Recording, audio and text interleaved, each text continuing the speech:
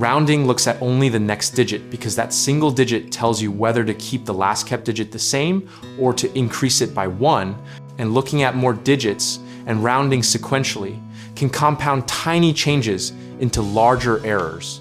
Think of a number like a line of people, where you only need to decide if the person right behind the cut should step forward.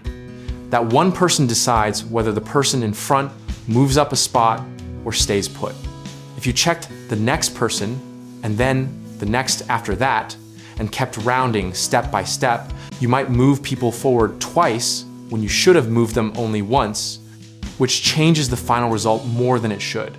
Rounding uses the digit immediately after the place you want to keep because it captures the exact amount that matters for that position without letting smaller leftover digits stack up and push the number further.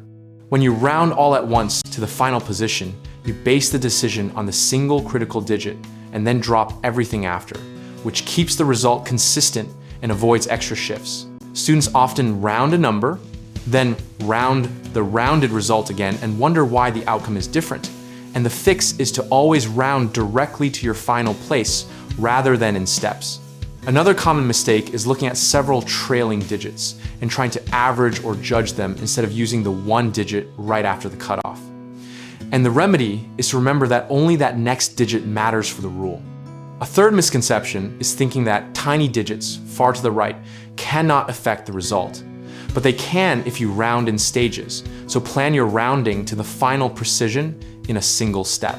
For more videos and resources on rounding and other math topics, visit www.gumballdegree.com to learn more.